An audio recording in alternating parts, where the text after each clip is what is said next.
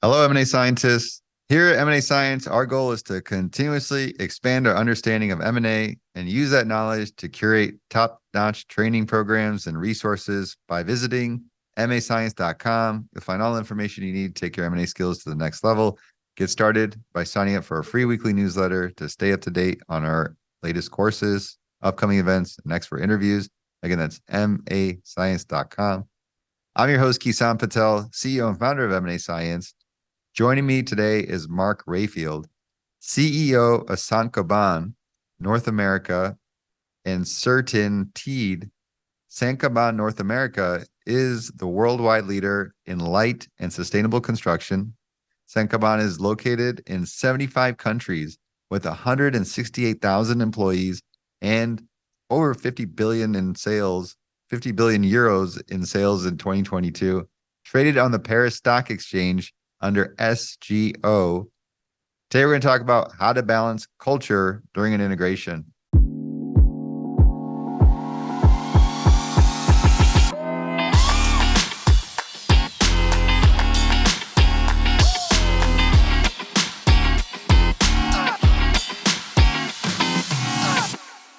Mark, how are you doing today? I'm doing great. How are you? I'm great. Thanks for taking time from doing deals to have this conversation. My pleasure. Looking forward to it. Can we kick things off with a bit about your background? Sure. So first off, thanks for having me here today. So I've been with Saint-Gobain for nearly 25 years. I started with them in 1999. For about 13 years before that, I was with a small industrial automation company. But in those 25 years, I've been in their abrasives business in Worcester, Massachusetts, where they make Norton sandpaper and Norton abrasives for 11 years, 2 years in building materials before going over to Europe for 4 years in building distribution, and back here for the last 5 years. So I've had a fantastic career with them. I actually started as a sales manager, not in operations or as general manager. And after about 7 years in various sales positions, got my first job running the abrasives business in North America. So it's been a fantastic run for me here at Saint-Gobain. Well, can you tell me about the M&A experience you've had over there at Saint-Gobain?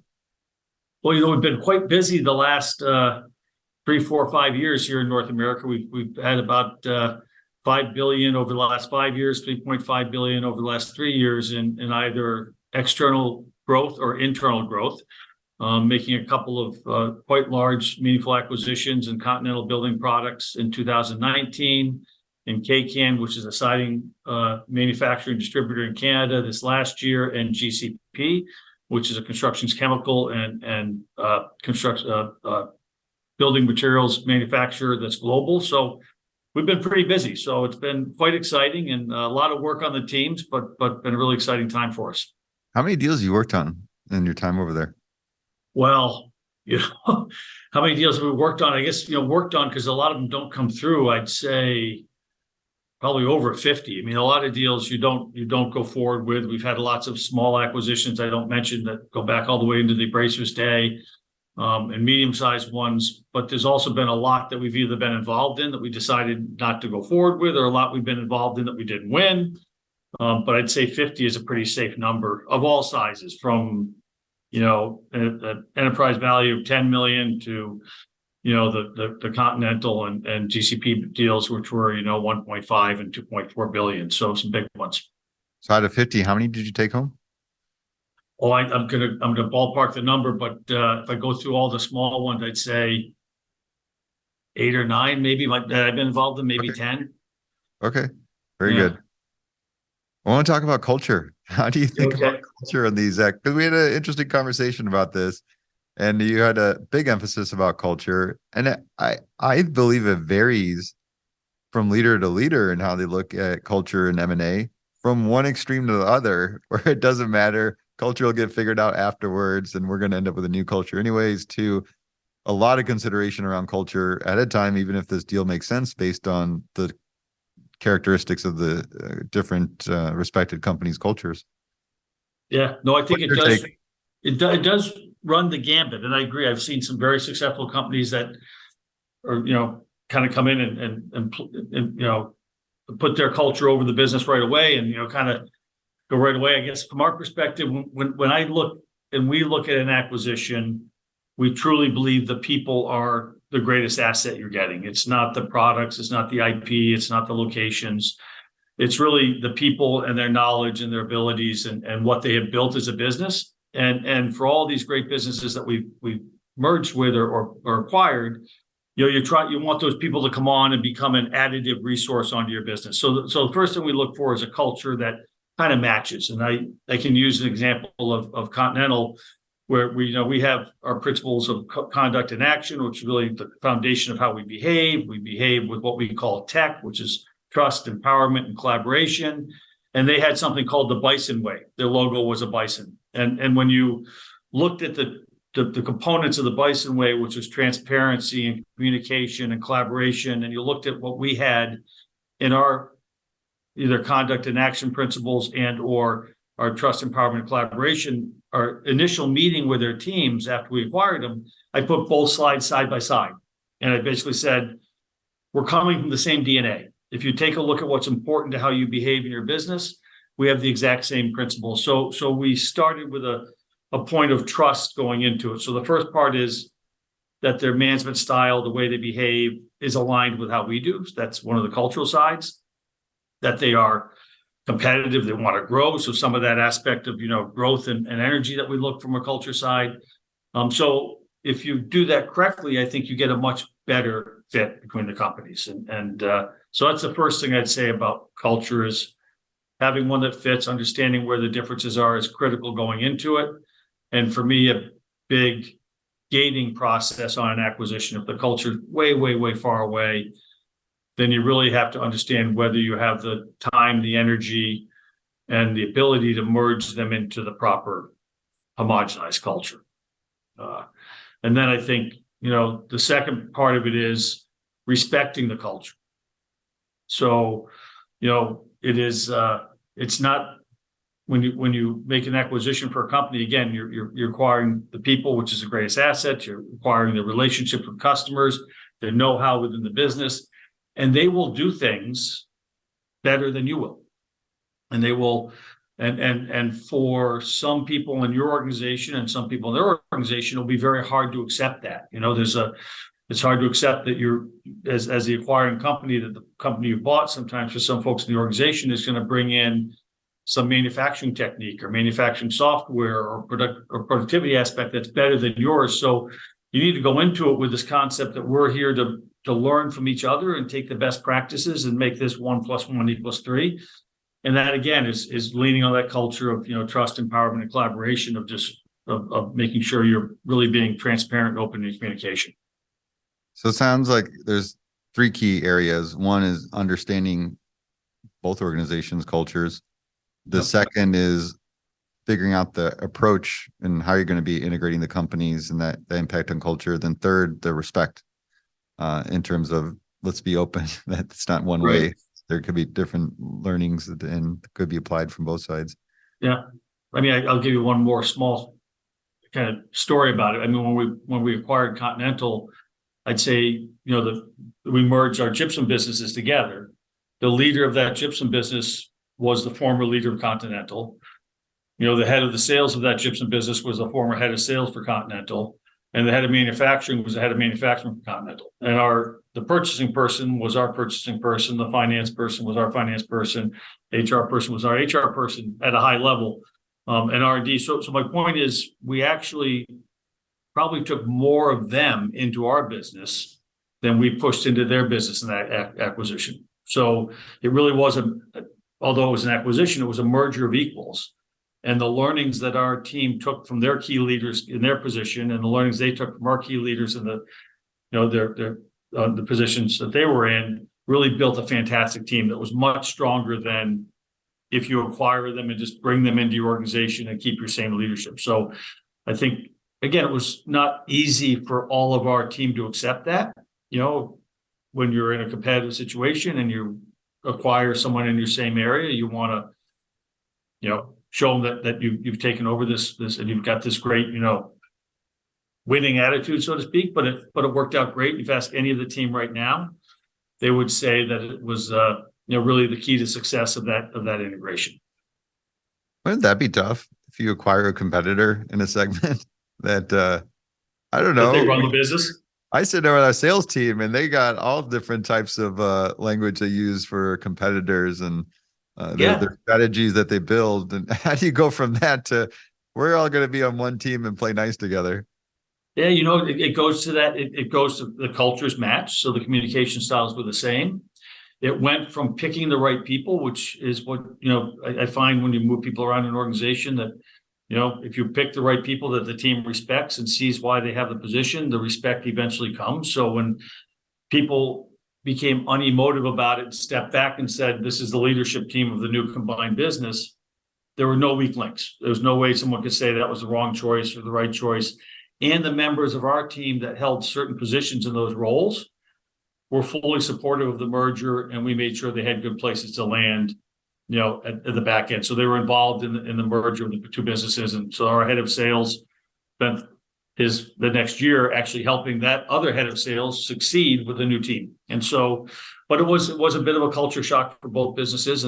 But I would say it was really one of the great keys to success is getting those right people in those right positions. And to give you one more point of context, this acquisition closed February 4th, I would like to say, on February 4th, 2020. We had 2 live meetings before COVID locked down the East Coast. And so the vast majority of the integration was done in COVID lockdown. So even another level of complexity to it. What's the key to making that work in that situation where, again, competitors, and I'm thinking in my head, is there a story or narrative that the leadership have to share with the broader company? And this is why this really makes a lot of sense. Like how do you get all the team aligned? Well, you are completely transparent. So you explain exactly why the decisions were made and what you're hoping to get out of it. Again, I said before, you pick the right teams.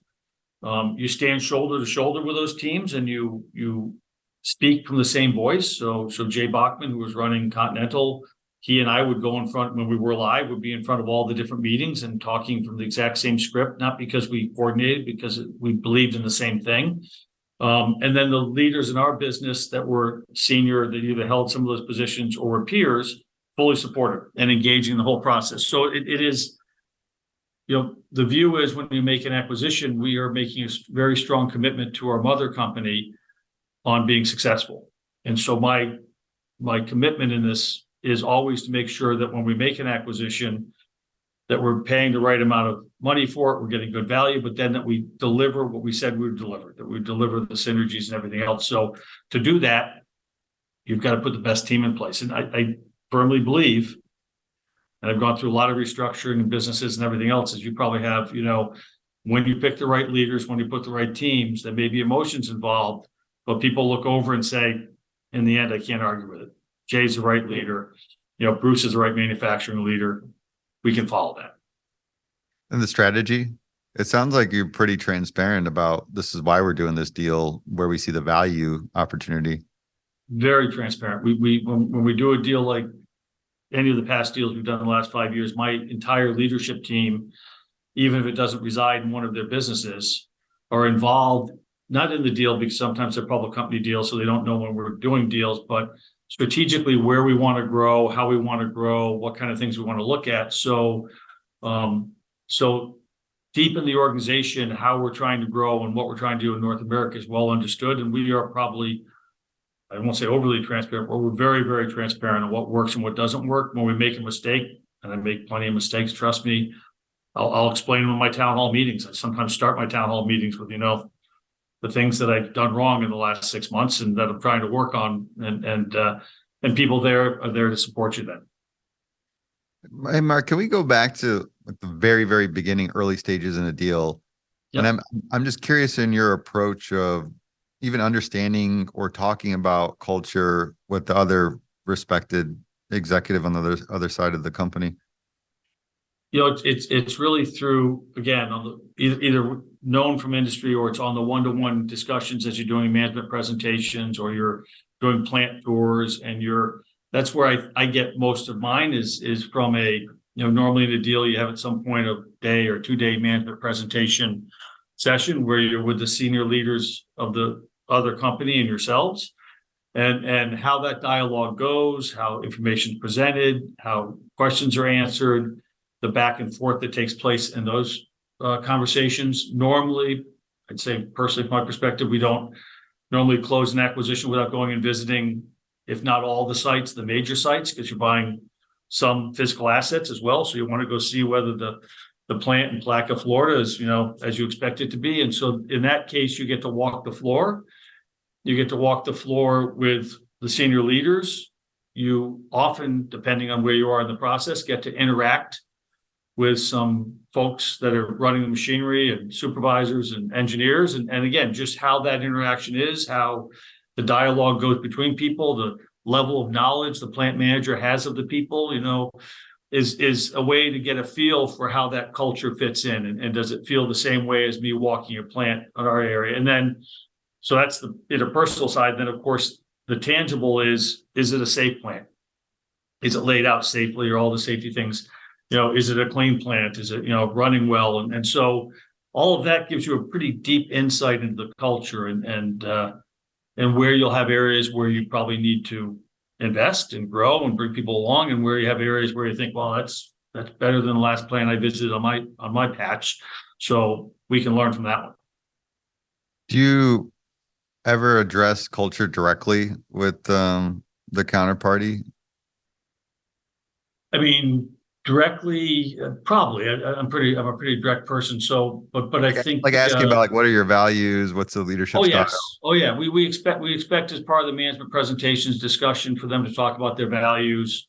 What we call it trust, empowerment, collaboration. We call it principles of conduct and action. What their foundation is, the Bison way, whatever it may be. And so we address it that way. We have had in management meetings where we've shared differences to say, okay, in our business, we would be more transparent with our teams on what you're sharing right here. And we think if you were more transparent with your teams, you'd have maybe better data to share with us, because there's clearly a gap between A and B. So we'll share that side of it.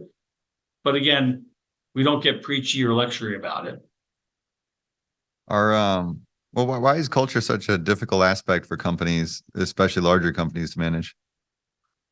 Well, because it's deeply embedded into the organization. So, culture is built over many, many, many years. So when I think of the culture of, Saint-Gobain's a 367-year-old company, so that has a lot of years of culture. Here in North America, we're well over 100 years in CertainTeed. So that culture goes deep in. So even if the senior leader changes how they want to drive a culture, it would take years and years and years and years to percolate down into the organization. So you have to respect, to some degree, the foundational culture of both businesses, and realize that these key employees working in the organization are going to be interacting side by side. And if they behave in a different way, communicate in a different way, are transparent in a different way, don't collaborate, then you're going to have huge,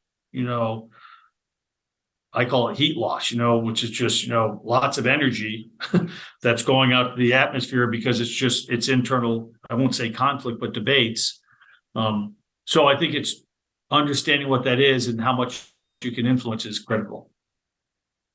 Where does decision-making fit into it?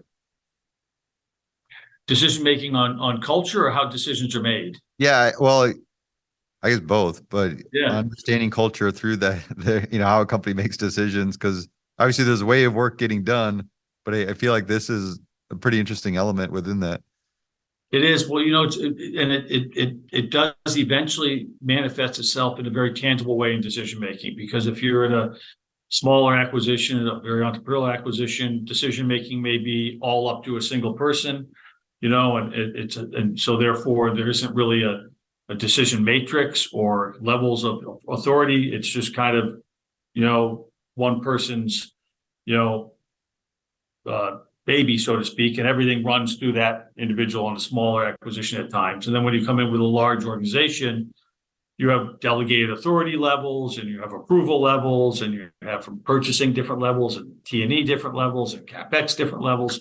And as that matrix overlays an organization, if it's a small organization, you have to be very careful. because, they can't absorb that matrix because all those authority levels reside with 3 people.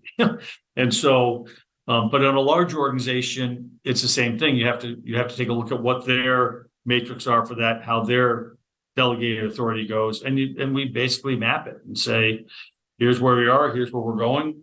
And we do a change management process to get there. So we don't take anything for granted that we just apply it. We go through a change management process to apply it. When you get your new HR benefits, your new HR programs, there's always pluses and minuses. We go through a change management process. And if you're gaining on 5 areas, but there's a bit of a takeaway on one area, and it's an emotive area, maybe we'll bridge that gap for a year with some one-time payments or something else. But we always try to put ourselves in the employee's shoes, whether it be delegated authority, whether it be things that impact them, because in the end, for most employees, strategically for an acquisition, it's what impact is it to me? I can't expect a supervisor in a plant or an operator on a line or a key sales manager to say, yeah, I'm going to take a big hit on this or be completely unhappy with how things are going because it's great for Saint-Gobain. It needs to be something that I understand is okay with me too.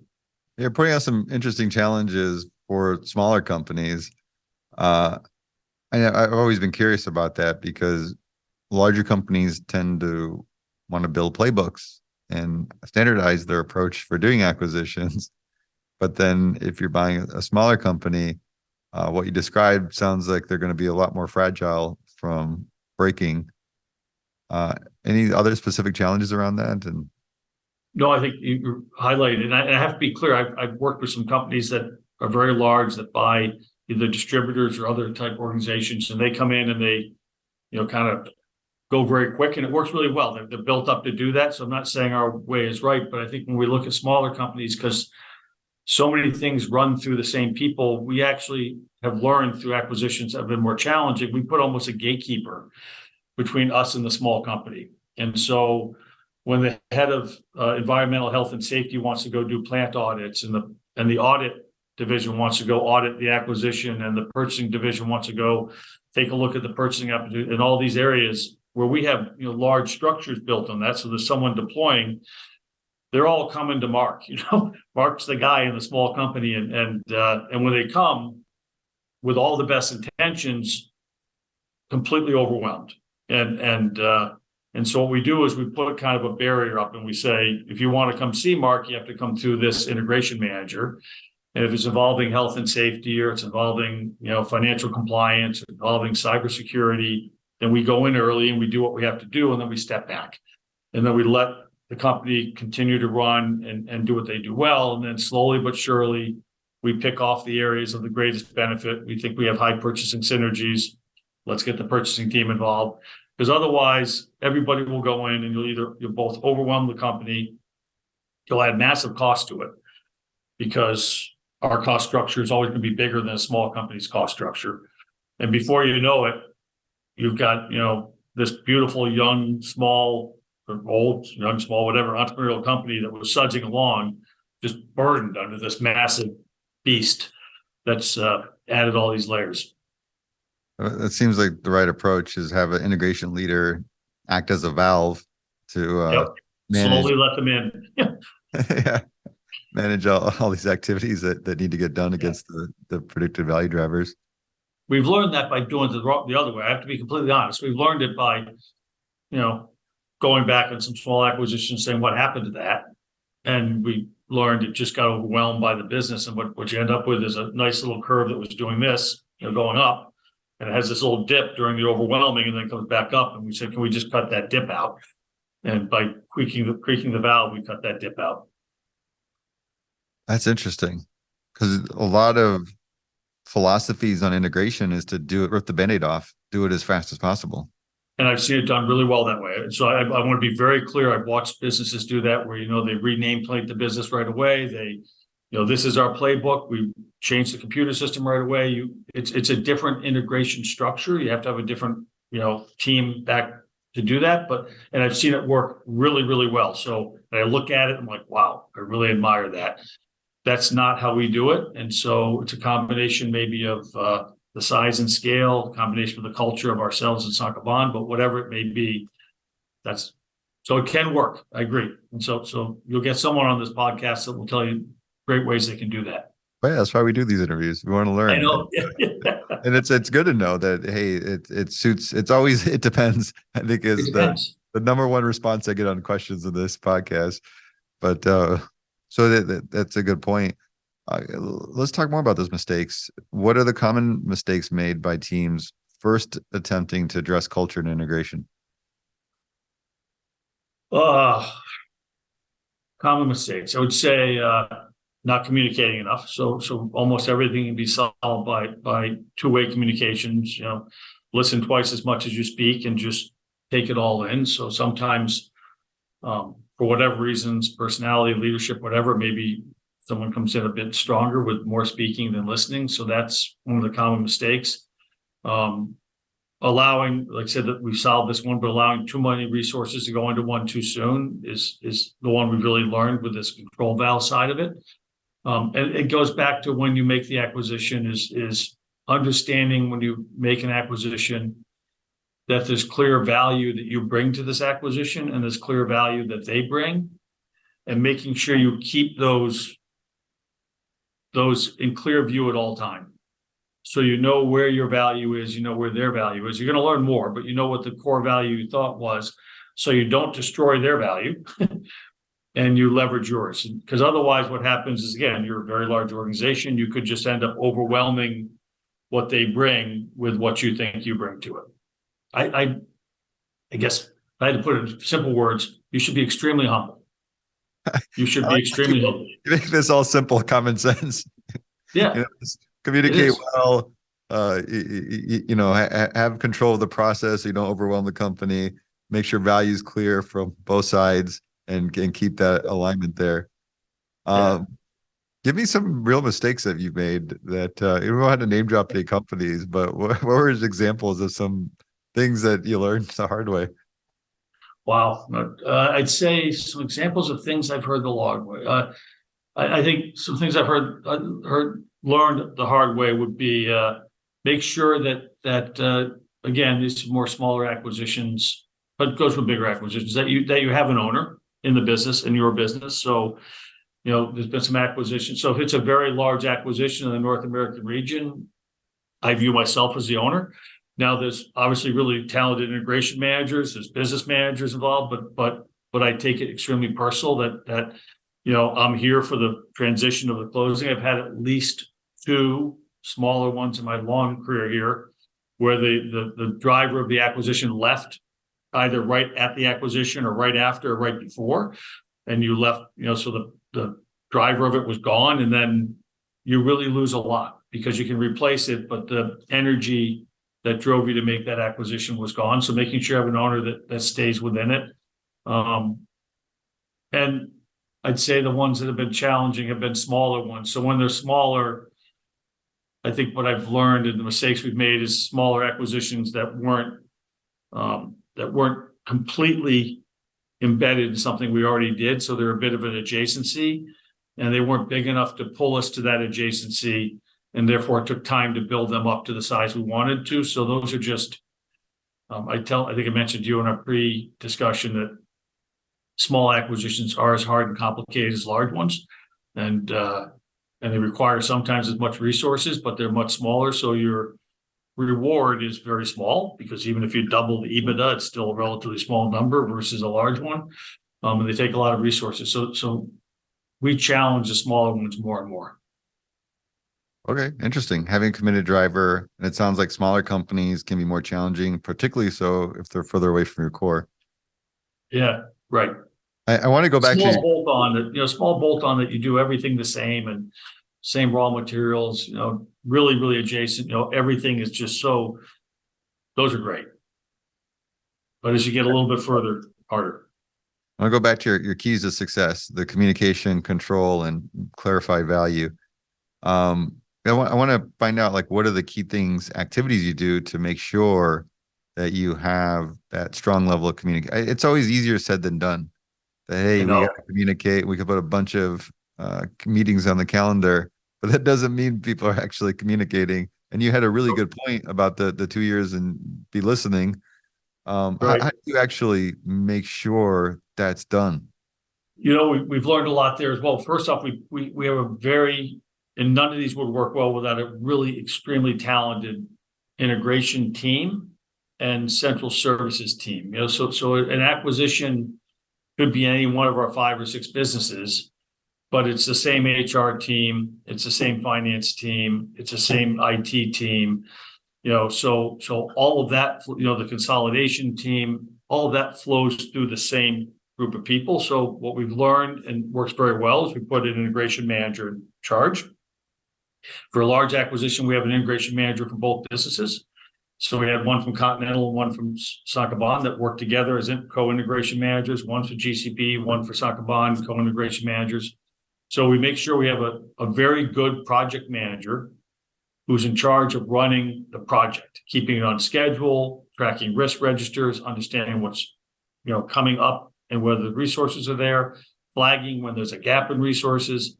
And that reports to a steering committee, which would be myself and some other senior leaders. That And project so manager is separate than the integration manager.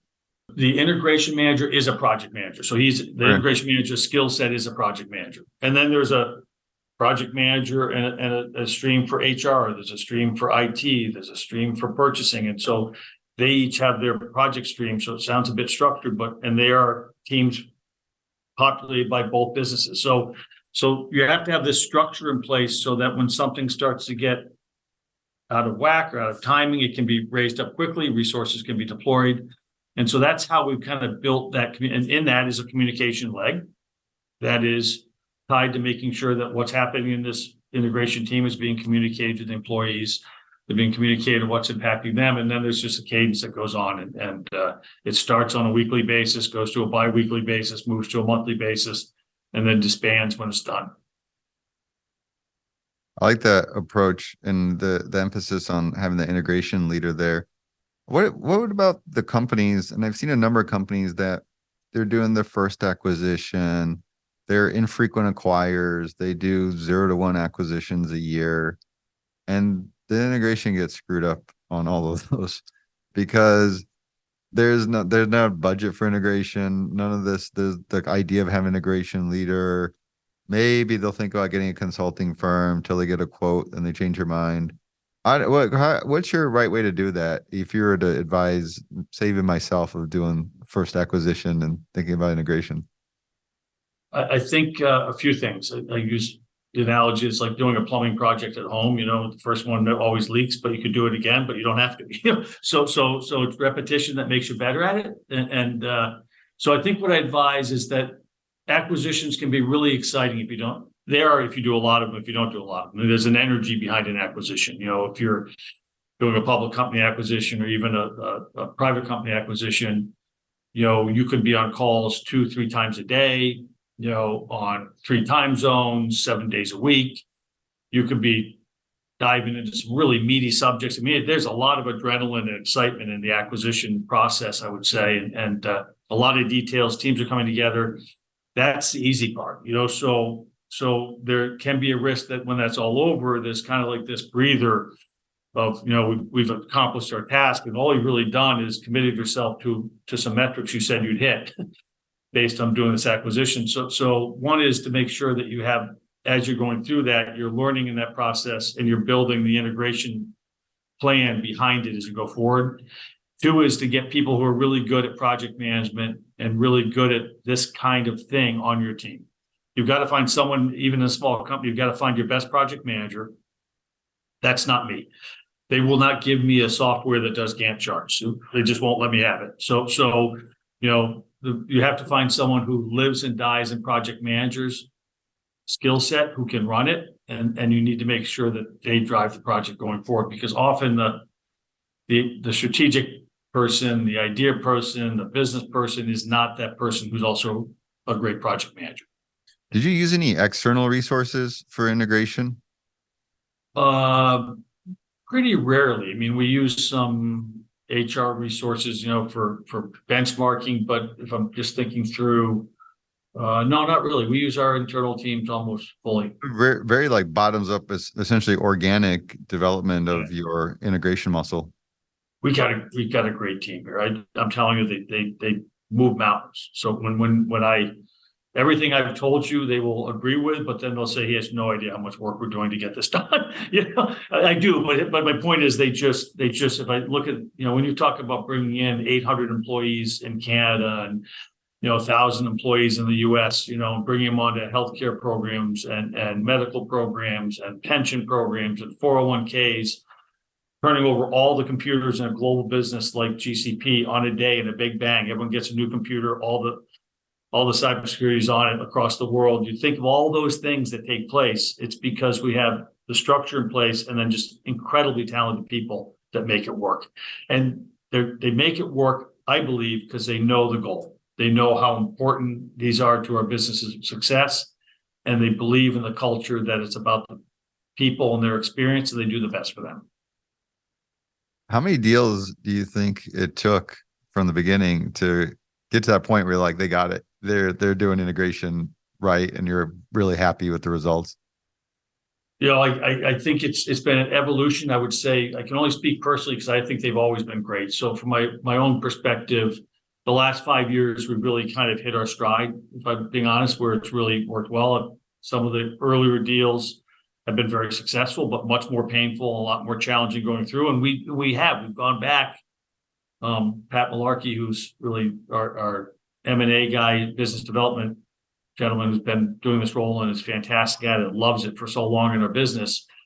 We go back and do lessons learned. Why didn't that work? What would we do differently? And we kind of have this playbook, and it's pretty entertaining because he will come to me and say, this thing you're looking at, Mark, it's got on our book, it's got 3 X's on it here and only 2 checks. And so, I've got to walk him to why those X's should be checks, or else we say, you're right, it's not a good deal to go to. So we have a culture in here where people will come back and say, you're trying to push the envelope on this deal. It's against some learnings we've had, so we should probably not do it. And we've listened to that.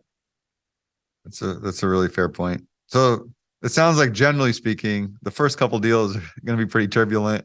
You learn Always. a lot of lessons the hard way, but then Yeah, it gets much better and better every time.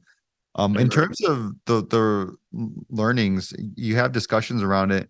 Are there any other approaches you do to retain those learnings deal from deal? Because I feel like you can document a lot of things, Yep. but then the actual going back and digging that information and referencing again is a whole thing that I don't think anybody's figured out.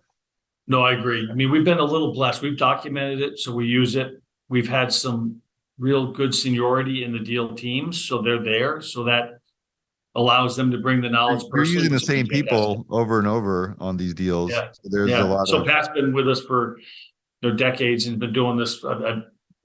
I started in CertainTeed in 2011 the first time, and he was working with us on deals then. And so now I've been able to interact with him for 12, 13 years, and so he has respect of everybody, but also has this not only this document, but he has the personal knowledge to walk us through it. And there's others in the team across the integration spectrum that are the same.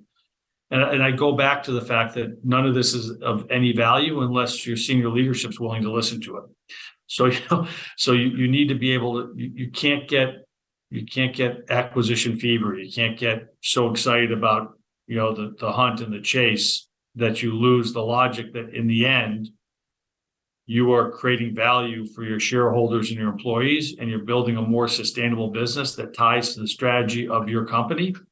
If those things don't fit, no matter how exciting it is, it will end up being a bad deal. So my role, head of North America, is to support the growth of North America, support being the leader in light sustainable construction, and support company Saint-Gobain to be the best business they can be for the next 300 years. If the deals don't do that, no matter how exciting they are for me, I don't do them. Well, when you approach making that value clear for both sides of the organization, because they have unique capabilities of value they bring to the table and being respectful of that, how do you make that stick? Because a lot of times I hear as you progress through a deal, those things can get forgotten. And next thing you know, Yep. people are scrambling to check boxes on the list instead of thinking of the big picture and what is the goal here. Yeah, so we do a few different things. I mean, we have a very, again, robust, I would say, synergies and strategic tracker that we track on a monthly basis for an acquisition. So we know what we, again, part of this in business is financial. So we know what financial commitments and returns we thought we would get from a sales perspective, from a profitability perspective, from a market perspective. And so we track those on a monthly basis all the way through the first 3 to 5 years of the deal, depending on, if we hit the metrics and blow them out of the water in the first 2 years, maybe we only track them for the first 4 years. So we're always having them in front of us and the other businesses, taking a look at it going forward. So, and it's very objective. So we're being objective with it. So they're not subjective activities. So, so that's one way that we do it. I think, the merging of the cultures, the fact that we can get that successful one team built out of it goes to the fact of whether you're really living the values that you say you're living. So I feel like in the vast majority of times we learn from each other. And I believe we've got a people-centric culture. I'm sure every CEO says this. So we have a people-centric culture and a respectful culture that when people come into it, they say, you know what, this is a good place to be. And I can stay in my same role and do just what I was doing with the company that was acquired and have all the same respect and autonomy that I had or more, or now I could grow in a global company and go anywhere. So we try to make sure that I think you have to live your values. That's how the culture side sticks.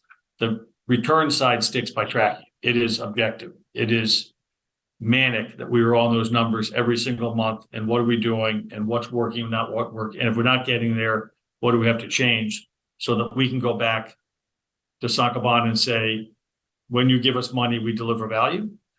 And therefore, when we have good opportunities, we hope we can get money again. Can we talk about the mothership? Sure. I love the mothership. What is their relationship like? Because for them, you essentially operate as a business unit I take it as a business unit of North America. We're one of 6 regions. Yep. Is it, in terms of the governance and your M&A activity, what does that look like? Obviously, all acquisitions go through Saint-Gobain for approval, and are part of our long-range plans and strategic plans. What is an approval like? What does that look like? This is a French company. I can only imagine a lot of scrutiny on every single deal that you're doing from a lot of different perspectives. Well, there can be. Saint-Gobain went through Transform and Grow in 2019, and Benoit Bazin took over as CEO and really delayered the organization. So I report directly to the CEO, as do the other regions, as does the head of the high performance materials business, and so it's become much less matrix. So one side is there's obviously, and so approval is depending on the size of the acquisition. We put together, papers on the value, what the acquisition's strategy is, why we think it's important, where it fits into the strategy. It has to fit things we've talked about already. It can't be out of the blue, like we suddenly decided because this is available that we're going to go someplace we've never talked about. So there's always tied to the strategy. B, it's then talked to through the strategy department and with my boss, Benoit. So we go back and forth, debate it. It's the right activity. If it's a big public company, if it's a big acquisition, they're involved from day one. I'm not out, acquiring U.S. public companies without Benoit driving it, being involved in it, being unique, to the whole process. So, and then, there's a board approval that takes place when you go into, any sort of binding activity. But so I guess my point is that for me, it's very seamless. We continually update our strategy. We continually communicate it to Benoit and the strategy department with Saint-Gobain. We're continually looking at what that may mean as far as internal and external investments. And so when one becomes available or actionable, it's never a surprise. There's a question whether the timing's right, whether the price is right, whether the strategy is still right. Those discussions take place. Sometimes we say yes, sometimes we say no. I've found it for this larger company, 2 different cultures, if you will, American and French. I find it very seamless. I really do. No points of friction. There's got to be some points of friction.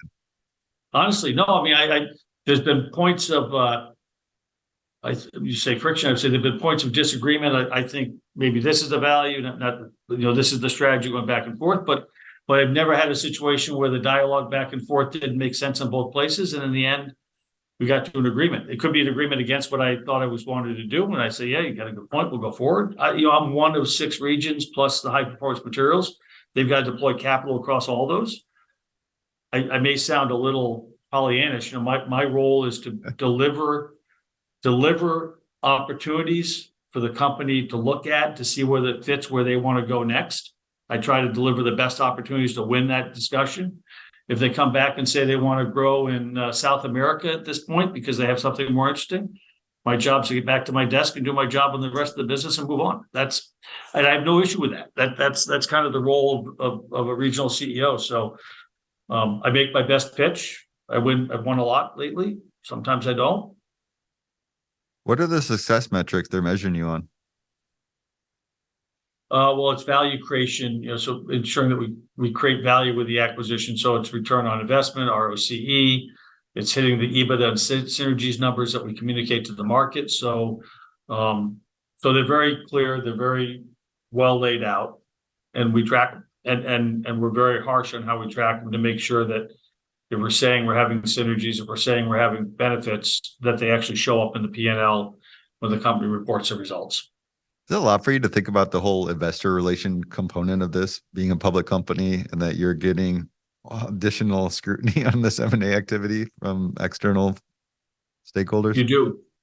Yeah, you do. I think, and so again, Wait, what does that mean? Do we look at the story and the perspective from another angle? Like, what does that mean?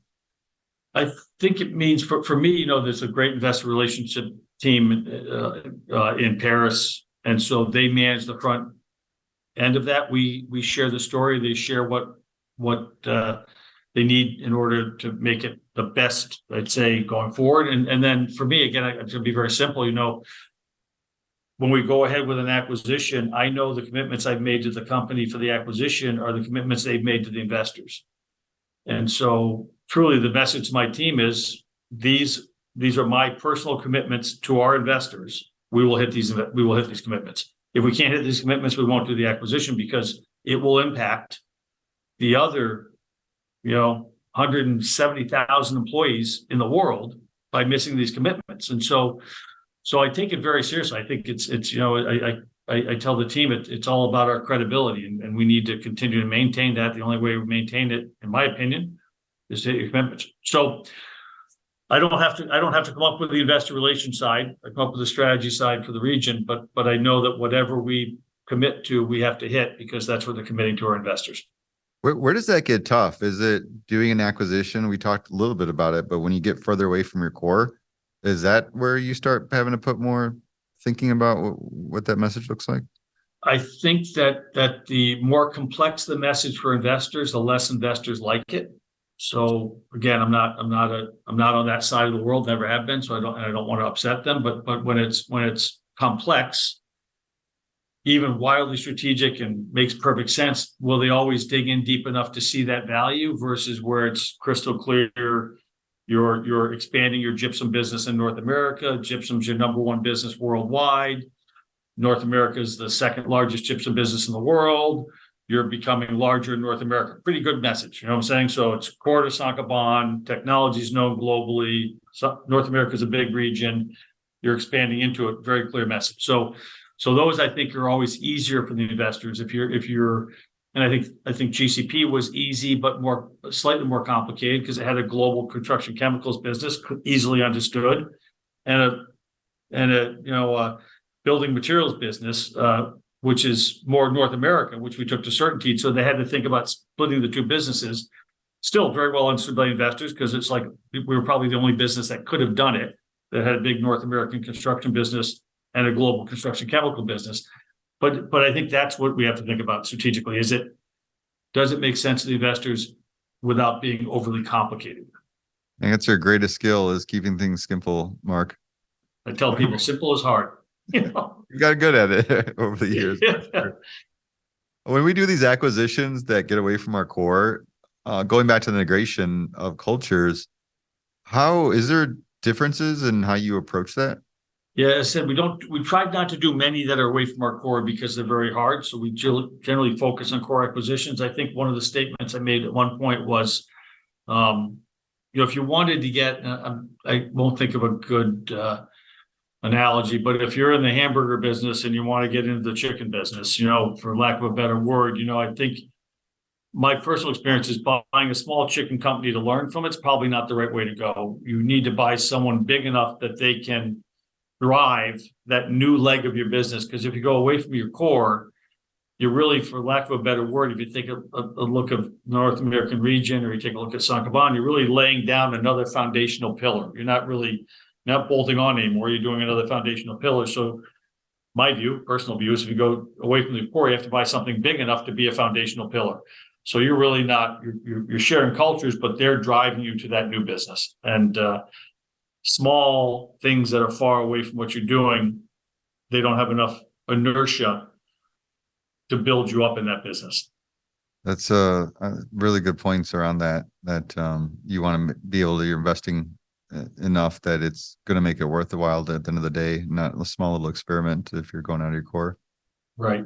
Is the cultural piece in terms of integrating it much different? Is it less involved since it's not? The basic culture is more involved, in the sense that you end up with a situation where, even if you're building a new foundational core, you're still going to have the same shared services, the same, purchasing, finance, IT, cybersecurity. So they need to be able to work within the entity the same way. The area where it might be different is they may go to a different market, they may go to a different channel, they may sell in a different manner, they may use independent reps versus direct people, they may use some other component, go direct versus distribution, or distribution versus direct. That side, you have to respect that difference and not say we only do it this way. So you have to respect their methods of going to market. But when I say culture, it can be simplified to how you interact with your peers. Your behavior walking down the hallway, your behavior in the cafeteria, your behavior, in a meeting, is where you can really feel the culture of a business. You're a walk away from a deal because you didn't think the culture was going to fit? Yes. Yeah, a number. A number. Have you walked away like far after LOI? I don't know. We've walked away probably after getting through the first phase of being in the second group of people, being in the final group of people looking at it. Yeah. Either through management presentations, or through other red flags that just made us feel like it was not a good fit. Yeah, it's interesting because it's not quantitative. You don't have this spreadsheet that says don't do this deal. It's almost like off the wire, the gut feel that you act on. Yeah, and it goes the other way. Understand that they can walk away from you too. So when you're in a deal, again, public company deals slightly different than others, but when you're in an M&A deal, they can leave too. They can decide that my culture is not right, that my team doesn't fit, and they never have to say that. They can just not accept your bid or downgrade your bid from some level. So you're always also, I think, trying to make sure that you're selling why you would be a good partner. Mark, what's the craziest thing you've seen in M&A? I think I mentioned that we integrated Continental and during COVID. That created a lot of crazy aspect in M&A. So I think those are my best. I mean, there's lots of various regulatory hurdles to go through. No, I'm trying to think. I mean, if there's something, seen some crazy post-close purchases. Anything crazy that would be interesting to your viewers, I couldn't share with you. So there's always so I'd say there's always some oh my moments. But what's like the craziest post-close purchase you've seen? I haven't had any of those stories for a while. Post-close what? Purchase. Meaning you had that money to buy the island and you bought the island. Yeah. Oh, I mean, someone that we bought, what they did the money later? Yeah. Yeah, actually most of them are pretty tame on the process. So I think when you buy a public company, there's no real crazy things there. When you buy an entrepreneurial private company, it's their baby, and it never really has, the ones who've been involved, it never has really been about the money. It's been about who's going to be the best parent for something I grew up from the ground up. So it's amazingly, I look at it thinking I'd be out buying something. I don't know what I'd buy, maybe a nice car or something, but they're generally it doesn't become a big financial issue. They're obviously wildly successful because they've done a great job with everything. And it's more likely you're just going to take good care of I view it as their I child. think This is my I think child. I I think the raised it. culture is changing. You don't see that in a lot of ways. No, You don't. I had a friend no, who was a big or they're exit. not telling me. Nothing. They're not Paid telling off me. paid off some mortgages and called it a day. Yeah, Uh, yeah. Take away the stress of what you want to have every day from a stress perspective. Mortgages are paid off, retirement set. I'll do what's fun right now. Times are changing. People are cutting back on drinking. We do happy hours, and the bill is relatively low. So I don't They know. don't exist anymore. I know. Yeah, I know they're learning to be a little bit more healthy than you and I did younger. Yeah, we get that check. We would go buy a Ferrari. Something. I mean, there's probably a few cars that would pique my interest. Hey, Mark, thanks so much for taking the time to have this conversation. I enjoyed it. I learned a lot about culture and integration. You've helped me become a better M&A scientist here. Well, my pleasure. It's been great chatting with you, and I really appreciate the opportunity. Hope you have a great day. Hey, those of you with us, thank you for sticking through. Until next time, here's to the deal.